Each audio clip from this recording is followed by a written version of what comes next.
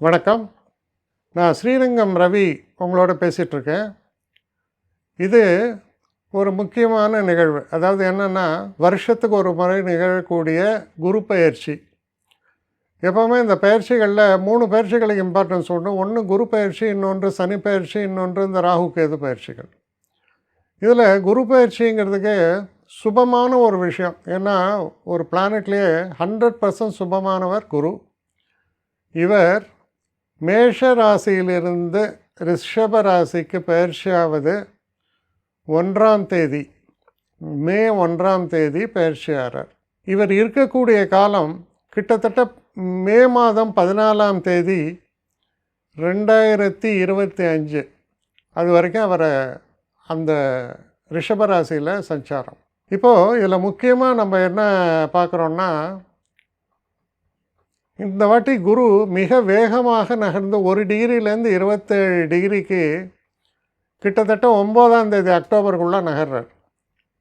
ரொம்ப ஒரு வேகமான ஒரு மூமெண்ட் அது. 27 டிகிரிஸ் அவர் கவர் பண்ணுற காலம் பார்த்திங்கன்னா 110 நாள் தான். அவ்வளோ வேகமாக அவர் நகர்றது. அதுக்கப்புறம் என்ன ஆகுது, ரிவர்ஸ் மூமெண்ட் வரும். அதாவது வக்கரகதி சொல்கிறோம். இந்த வக்கரகதி கிட்டத்தட்ட ஜனவரி முடிய அந்த வக்கரகதியில் இருக்கார். அதுக்கப்புறம் நேர்கதியில் அவர் போய் மே 15 அவர் அடுத்த சைன், அதாவது மிதுன ராசிக்குள்ளே பிரவேசம் பண்ணுவார். இதுதான் அவருடைய மூமெண்ட்டாக இருக்குது. இப்போ இந்த காலகட்டத்தில் நம்ம பார்க்குறோம், முக்கியமான ஒரு விஷயம் இந்த காலகட்டத்தில் என்ன அப்படின்னு நம்ம பார்க்கும்போது, இந்த குரு ஆரம்ப காலத்தில் அஸ்தமன அப்படின்ற ஒரு கணக்கு இருக்குது. அந்த அஸ்தமனம்ங்கிறது ஜூன் 2ஆம் தேதியிலேருந்து வெளிவருகிறார். அப்போ என்னென்னா, மே மாதத்தில் பெரும்பாலும் அந்த மாற்றத்திற்கான பலன்கள் உடனடியாக நிகழாமல் இருக்கலாம். ஆனால் ஜூன் மாதத்துலேருந்து அதனுடைய பலாபலன்கள் ஏற்படும். இப்பொழுது நாம் 12 ராசிகளுக்கு தொடர்ந்து பார்க்கலாம். கன்னிராசி. கன்னிராசி நேயர்களை பொறுத்த வரைக்கும் குருவானவர் ஒரு விதத்தில் பார்த்திங்கன்னா உபயராசி 4ஆம் வீட்டுக்கும் 7ஆம் வீட்டுக்கும் உள்ள குருவை பற்றி சொல்லணுன்னா பாதகாதிபதினு பேர். அப்போது குரு ஒரு விதத்தில் பார்த்தா பாதகத்தை தரக்கூடியவர். ஆனால் குருவுக்கு ஒரு விசேஷம் என்னென்னா பரிபூர்ண சுபர். பரிபூர்ண சுபருங்கும் போது நீங்கள் பாருங்கள், அவர் திரிகோணஸ்தானங்களில் இருந்தால் அவர் நன்மையை தவிர வேறு எதையுமே செய்ய மாட்டார். இப்போது இந்த குருவானவர் 9ஆம் வீட்டுக்குள்ளே போகிறார். குருவுக்கு மிக மிக சிறப்பான ஒரு இடமே 9ஆம் வீடு தான்.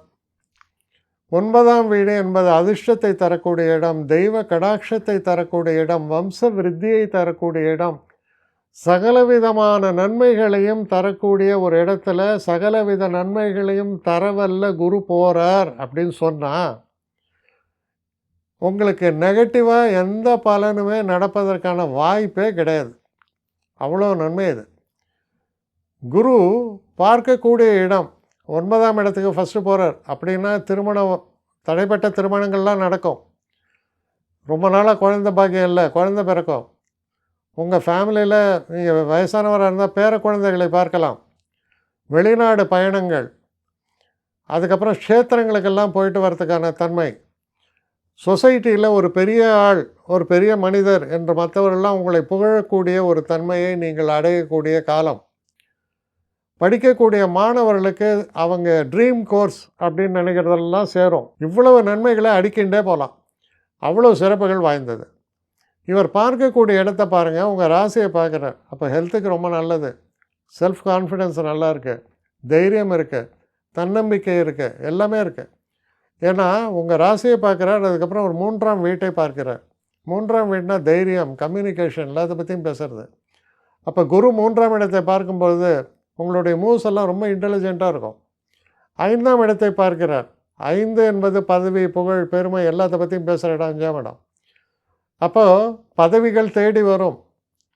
உங்களை பார்த்தா எல்லாருக்குமே பிடிக்கும். உங்கள் முகத்தில் ஒரு தேஜஸ் தென்படும். எல்லோருக்கும் நல்லவன் அப்படிங்கிற மாதிரி ஒரு தன்மையை பற்றி இது பேசுறது. அதனால் இது ஒரு மிகப்பெரிய வரப்பிரசாதம் உங்களை பொறுத்தவரையில் குரு 9ஆம் இடத்திற்கு போவது. சகல பிரச்சனைகளும் தீர்க்கக்கூடிய காலம். தெய்வத்தை ஒரு விஷயமா நீங்கள் ஒரு ப்ரே பண்ணுறீங்க, இவங்களுக்காக நன்மை செய்யணும், அவங்களுக்காக நன்மை நடக்கணும்னு. உங்களுடைய ப்ரேயர்ஸ் கூட பலிதமாகும். அப்படின்னா பார்த்துங்க எவ்வளோ சிறப்புகள்னு. அதுதான் உங்களுக்கு நடக்கிற ஒரு அற்புதம். இப்போது இந்த குரு சூரியனுடைய ஒரு இதில் போகிறது பார்த்திங்கன்னா முதல் மாதம் மே மாதம். அது அஸ்தமன காலம். அதில் பெரிய ஒரு வித்தியாசம் இருக்காது. சந்திரனுடைய ஒரு சாரம் ரோஹிணி நட்சத்திரத்தில் அவர் சஞ்சாரிக்கக்கூடிய காலம் ஜூன், ஜூலை, ஆகஸ்ட் 15 வரைக்கும். அதுக்கப்புறம் பார்த்திங்கன்னா டிசம்பர் முழுக்க, ஜனவரி முழுக்க. இது அற்புதமான காலம் உங்களை பொறுத்தவரையில். இந்த காலகட்டத்தில் பார்த்திங்கன்னா 11ஆம் வீட்டுக்குடையவர் சந்திரன். 11 என்று சொன்னால் செல்வ விருத்தி, வீடு வாங்குவது, அப்புறம் உங்களுடைய மூத்தவர்களுக்கு நன்மை, மூத்தவர்களால் உங்களுக்கு நன்மை, உங்களால் மூத்தவர்களுக்கு நன்மை, அப்படி எடுத்துக்கலாம். சகல விதமான நன்மைகளையும் உங்களுக்கு தரக்கூடிய ஒரு வகையில் அமையிறது. இப்போது உங்கள் இதில் என்ன ஒரு இண்டிகேஷன் இருக்குன்னா, உங்கள் மூத்தவர்களுக்கு நல்ல காலம் இருந்தது அப்படின்னு சொன்னால் அவர்களால் உங்களுக்கு பெருமை ஏற்படுகிறது. நீங்களும் நல்லா பர்ஃபார்ம் பண்ணுறீங்க, உங்களுடைய வீட்டில் உங்கள் அண்ணா, அக்கா அவங்களாலேயும் உங்களுக்கு பெருமை ஏற்படுறதுன்னு அர்த்தம். சொத்துக்கள், எனக்கு வர வேண்டிய சொத்துக்கள்லாம் நிலுவையில் இருக்குது, இன்னும் வரல, வரும். கோர்ட் கேஸ் உங்கள் பக்கம் பைசலாகும்.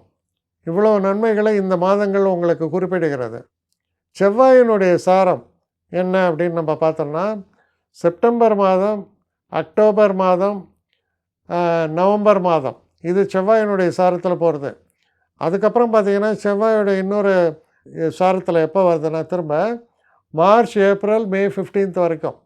இந்த காலகட்டம் எப்படி இருக்குது அப்படின்னு நம்ம பார்த்தோம்னா, செவ்வாயை பொறுத்த வரைக்கும் 3ஆம் வீட்டுக்கும் 8ஆம் வீட்டுக்கும் உடையவர். அப்போ இந்த ஒரு காலத்தில் சில கால தாமதங்கள் ஏற்படுவதற்கான வாய்ப்புகள் உண்டு. அதாவது நன்மைகள் நடக்கும், சில நேரங்களில் அதிலேயே சில தேக்க நிலை ஏற்படலாம். அப்படிங்கிறது தான் இந்த ஒரு காலகட்டமாக இருக்குது. முக்கியமாக இந்த ஒரு காலகட்டத்தில் கொஞ்சம் இந்த வாங்கிறது, விற்கிறது, இதிலெல்லாம் கொஞ்சம் பண விஷயங்கள், இதிலெல்லாம் கொஞ்சம் கூடுதல் எச்சரிக்கையோடு இருங்கள். உடல் ஆரோக்கியம் கொஞ்சம் மோசமாக இருக்கிறவங்க அதில் கூடுதல் எச்சரிக்கையோடு இருங்கள். மற்றபடி 9ஆம் இடத்தில் இருக்கக்கூடிய குரு எப்படி பார்த்தாலும் உங்களுக்கு பாதகமான பலன்களை தருவதற்கான சாத்தியமே இல்லை. படிக்கக்கூடிய மாணவர்களுக்கு குறிப்பாக ரொம்ப ரொம்ப நல்ல ஒரு காலத்தை பற்றி இது பேசக்கூடிய காலமாக இருப்பதால் இது மிக உயர்ந்த காலம், மிக சிறப்பான காலம். உங்கள் பெருமையை இந்த உலகுக்கே பறைசாற்றக்கூடிய ஒரு நல்ல காலமாக இருக்குது. சிறப்பான ஒரு காலம். நிறைய பேர் என்னை எப்படி காண்டாக்ட் பண்ணுறதுன்னு கேட்குறாங்க.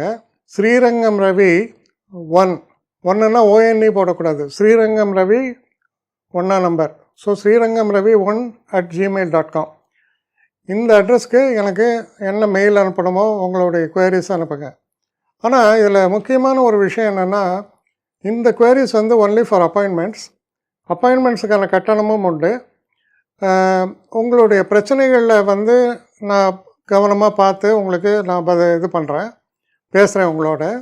ஆனால் எல்லாமே டெலிஃபோன் மூலமான ஒரு டிஸ்கஷன்ஸாக தான் இருக்கும். ஆனால் இதில் முக்கியமான ஒரு விஷயம், அவசியம் உள்ளவர்கள் மட்டும் இதை உபயோகப்படுத்திங்க. வணக்கம்.